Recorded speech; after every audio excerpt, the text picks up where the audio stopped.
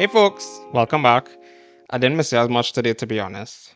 Halloween is finally over and it's that weird month in between the holidays, so I'm back to finding regular movies to cover. In light of that, I kind of wanted to go off the rails a bit and cover 13 going on 30. You know that feeling when you're a kid and you couldn't wait to grow up thinking everything will fall into place?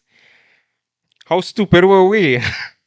As always, I'll be sharing my thoughts as the movie progresses, so kick back, relax, grab some razzles, subscribe, and let's do this.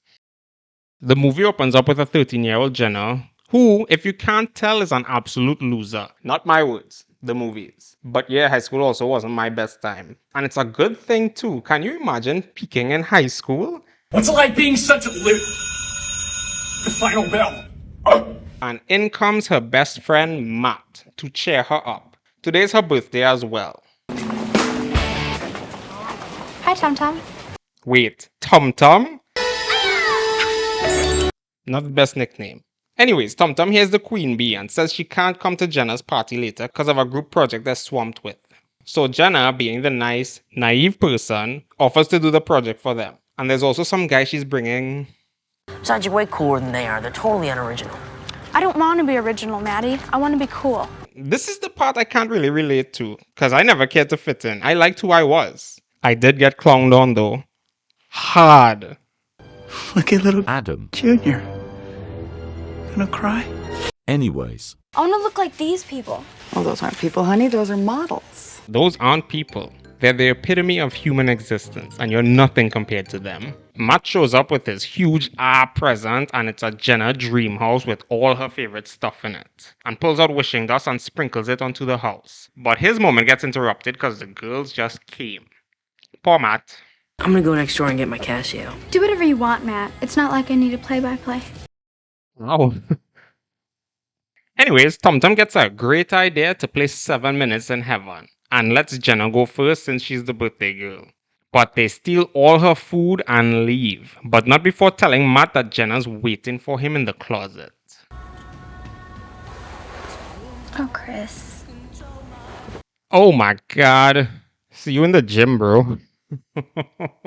So after realizing it's actually Matt, she locks herself in the closet and starts wishing she was 30 while the wishing dust falls on her. And wouldn't you know it, she wakes up as an adult. I can only imagine how surreal this experience would be right now. So it would take me 3 to 4 business years to process something like this. You're naked! Well, not yet.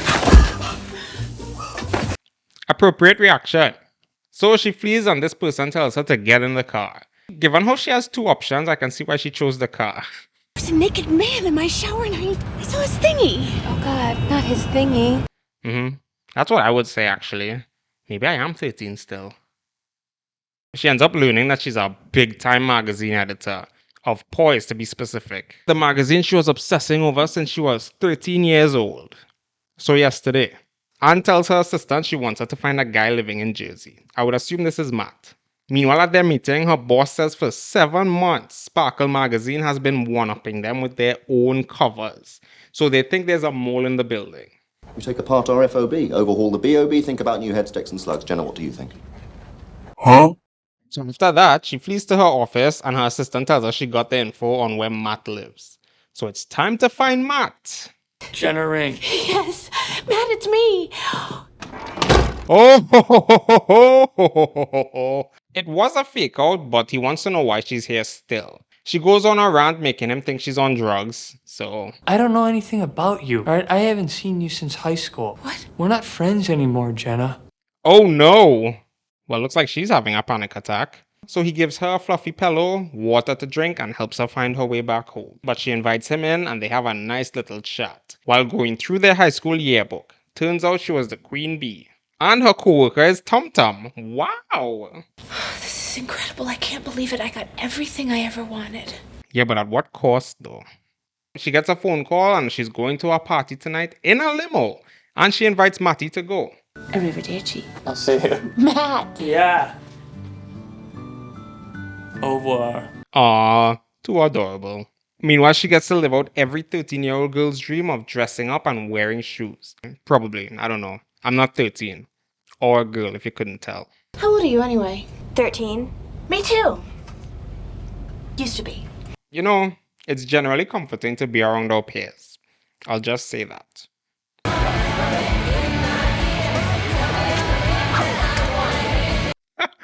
Oh gosh. This is the funniest part of the movie for me, to be honest.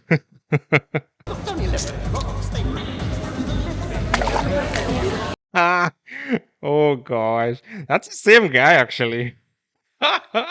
Poor guy. Tum Tum tells Jenna that the party is an absolute disaster because people are leaving and it's early still, so that's a bad sign. And oh, Sparkle's editor-in-chief is here too.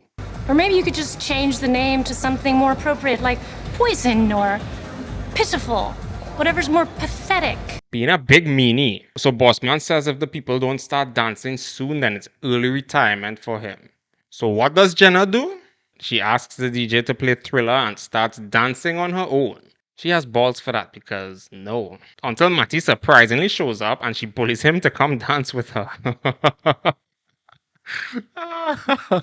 So that lovely display encourages people to come join in. Even the DJ. But Matt seemed to be having a little too much fun.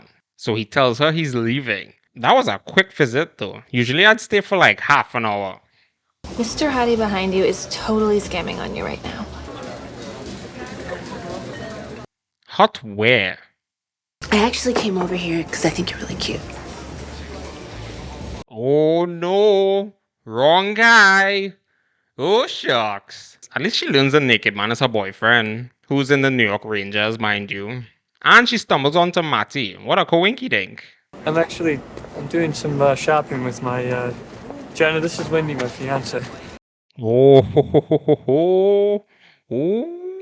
Turns out his fiancée is an anchor woman in Chicago, and Matt finally decided to move there with her. I'm sorry, this is my good friend Matt, and this is his friend Wendy. Fiance. 13 or 30, it's the same antics. Don't lie. The next day, Bossman says their numbers are down compared to Sparkle, so corporate wants to redesign the magazine, or else they'll have to shut down business. So Jenna gives them some much needed pep talk. Ms. Lewis called. She said, I hope you choke on your own bile, you pretentious, conniving snake. Wow, I'm starting to think 30-year-old Jenna was a big meanie bobini. Tracy, her lunch. That's so That's not naked, man. And this guy is married. Jenna was a whole character. Holy hell. Anyway, she stumbles on her BFF Tum Tum, basically talking bad about her. Surprise, surprise, folks.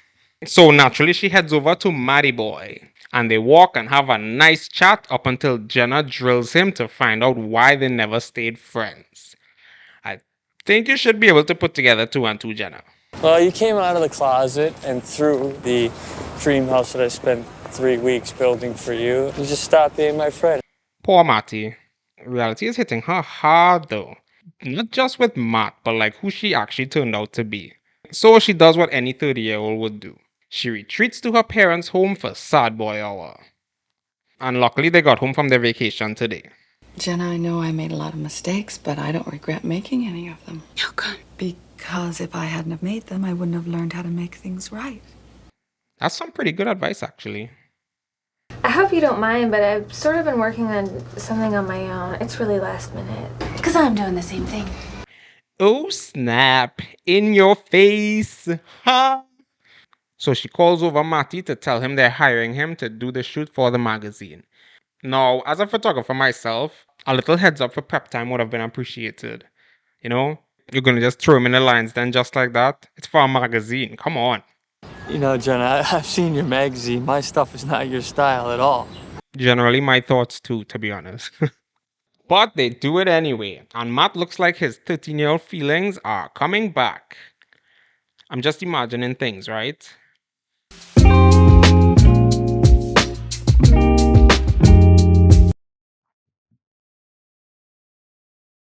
And now they're on a late night stroll eating Razzles, their childhood snack. Yeah, I've had a really great time working with you this week. Don't do it! You want to know a secret? You're the sweetest guy I've ever known. Oh no.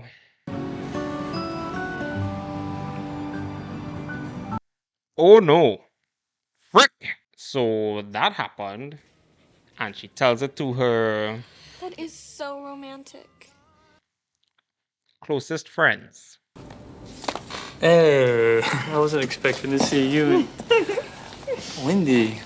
Oh, oh no, his feelings are back. Oh my god. Poor Wendy. Man ain't even listening to her. Frick.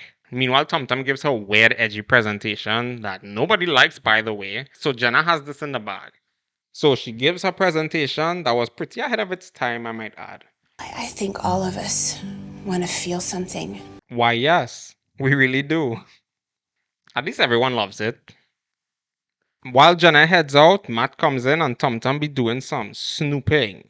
And she finds some letters from Sparkle magazine, so I guess Jenna was the leak. That Jenna's decided to go in a different direction with a more established photographer. What a lowlife.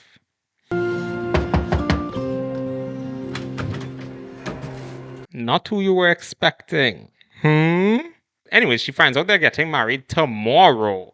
So, yeah, that's happening. Frick! It's tomorrow and Bossman says Tum Tum took all the ideas and gave it to Sparkle magazine.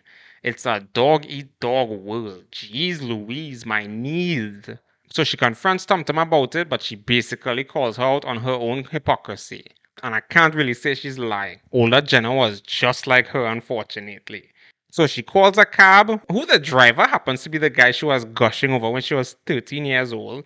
But now he isn't in the best of positions. Runs to the wedding, sneaks into the house, and finds Matt to tell him Tum Tum was lying. It doesn't matter what Lucy said. I stopped trusting her after she stole my Pop Rocks in the 3rd grade. So why the F did you sign the release form? Come on. You wouldn't be getting ready to marry someone right now unless that someone were me. Oh, snap. I moved on. You moved on. I chose Wendy. Oh, no.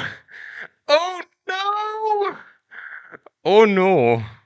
I mean, I can't blame him. That was years ago for him. They stopped talking in high school. And he formed a whole relationship with somebody else that he's getting married to now. So that's years under their belt. But he still kept the freaking Jenner house this whole time. But why? I love you, Matt. Nope, no tears from me today. So she makes a wish upon the house and ends right back up in her closet. Maddie! Guess it's only me at the gym. So she tells Tum Tum off, good, and gets married to Maddie. What a way to do it right. And that's the movie. That was surprisingly enjoyable. I won't lie. Did I miss something, or do they just not make low-budget movies like these anymore? It's a simple and adorable story, and I liked it. Like a reverse time travel. Imagine if you could see your future and take measures and prevent certain things from happening. But it's actually kind of sad when you think about it though. We start life as these bright-eyed, dream big type people, but it's really over time and life just beating you down that turns us into these monsters if we don't keep ourselves in check. 13-year-old Jenna had to attempt to fix all the issues her 30-year-old self caused, but even then people are just harsh towards each other. Crazy. Anyways, good watch, 10 out of 10, I recommend watching it again. It actually held up pretty well. As always, thank you so much for watching and I'll catch you in the next one. Peace!